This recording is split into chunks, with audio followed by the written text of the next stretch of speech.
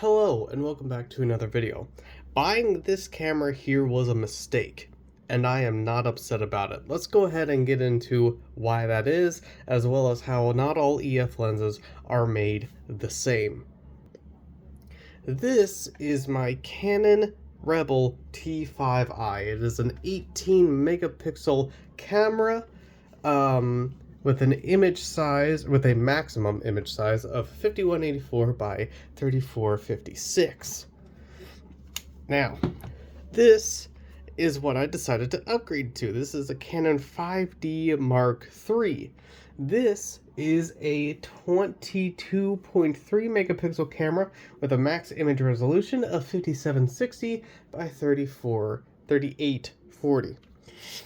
And this one is a little beat up. I got it for 260 bucks. It's missing the joystick here, it's missing the eyepiece, and it's missing the top of the selector ring, but it is still fully functional, and I can replace these two pieces easily. This one might be a little harder, but yeah, got it for a decent deal. And just going over these cameras real quick, this one is a crop sensor, as we can see here by the smaller mirror. It takes SD card and then one of these standard Canon batteries, as well as having the screen that can flip and do all kinds of stuff. Have your selector ring here, on, off, on, and video, all that stuff. The 5D here is a full frame camera, as we can see by the bigger mirror, and there is a bigger sensor underneath that. The 5D Mark III does not have a built-in flash. Believe it or not, you will have to do that separately. Here is a screen that tells you a bunch of the information about what the camera is doing. Here you can do either SD card or compact flash. I did not realize this at the time, so I had just gotten a compact flash.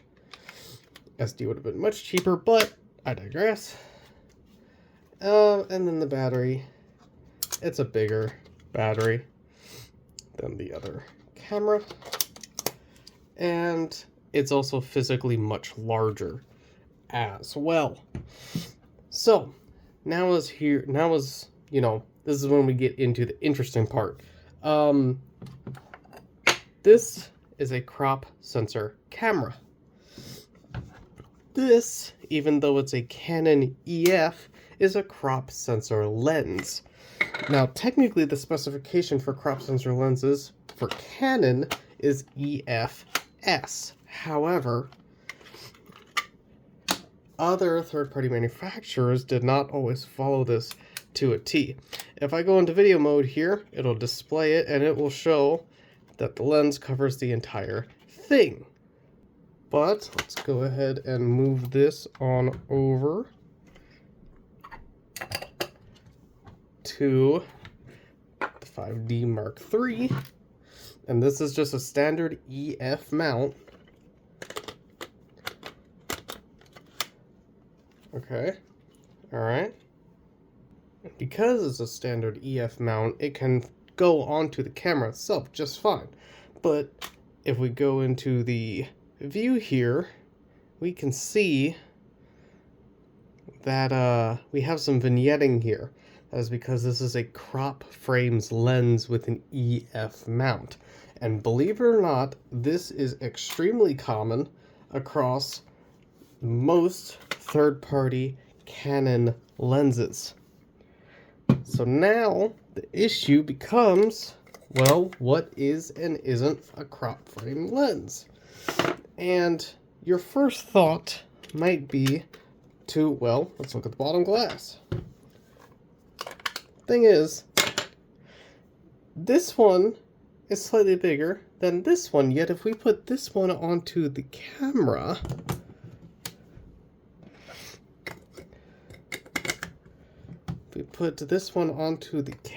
this one is actually, believe it or not, a full frame lens. So it's a little tricky. Now, with Canon, typically it's safe because they typically follow their EF and EFS line of lenses. However, when it comes to Tamron, see here how it says a DI and then the 2 there? The 2 means it's for a crop lens. If the 2 isn't there and it's just DI, then it's for a full frame lens. Here we have a Sigma lens, and the designation here is this right here. The DC means that it is a crop frame lens. If that were to say DG instead, that would be for a full frame lens. So, and you know, other companies have different ways, other third-party companies have different ways of doing it. But for when it comes to, and people who have been in this industry know this stuff already, right? But someone who is just coming into it, it can be confusing because it really was genuinely hard to tell if something was a full frame or a crop frame lens. I thought that because most of my lenses had the standard EF mount instead of an EFS mount, that everything would work just fine. And if we look at EF versus EFS here, this is a teleconverter, this is an EFS lens, we can see here that this part goes deeper into the camera than this does. So yeah, that's the physical difference between EF and EFS. But again, on these EFS lenses, it doesn't have that extra part in the middle that comes out more. Yet it's still designed to be used on a crop sensor frame. So now the question becomes, what can I do? The simplest answer is to start collecting full frame lenses, whether that be a Canon EF, a Tamron DI, not the 2, but just a DI, or a Sigma DG, or some other lens that is known working with a full frame 35mm sensor. Now, I did come across another way to do this, and it is not recommended by any means, but it is possible, and it's what I've been using over the last few days while I've been waiting for a full frame lens to come in. Putting this off to the side, taking this Tamron teleconverter here, which is meant for a 35mm full frame sensor, put that on, and then this here is the same crop sensor lens that I showed the vignetting with earlier, and we could take that, put that on our 2x teleconverter, and then if we do this, we can see that there's no vignetting. Basically, long story short, is because it's turning a 1x zoom and making it a 2x zoom, which I believe effectively makes this a 24 to 100 millimeter, I believe, which gives you a decent amount of range, right? Okay, and you may be thinking, oh, well, then I can just use all of my third-party crop sensor lenses like this, and you could. The issue with that is these teleconverters typically lower your image quality, lower your aperture. So this has an aperture of 2, or the lens itself has an aperture of 2.8. Your aperture might be 3.2 now or something like that, because the teleconverter isn't allowing the lens to bring in as much light. It can also mess with your autofocus, and sometimes the autofocus won't even work properly. So while yes, this is a way to use third-party crop sensor lenses on your Canon full-frame camera, I do not recommend it at all. A teleconverter is a tool for you to use in certain situations when it is necessary, or you're trying to pull off a certain look. A teleconverter will always dumb down the quality of your lens no matter what you do. Now, all that being said, do I regret buying this camera? No, I do not regret buying this camera. I regret not knowing this stuff beforehand, but that's why I'm making this video. Because the Canon EF line of stuff can be confusing at times. It absolutely can be. You know, with most hobbies in general, the only way to learn is by diving into it or doing a bunch of research and then never making a decision because there's too many options.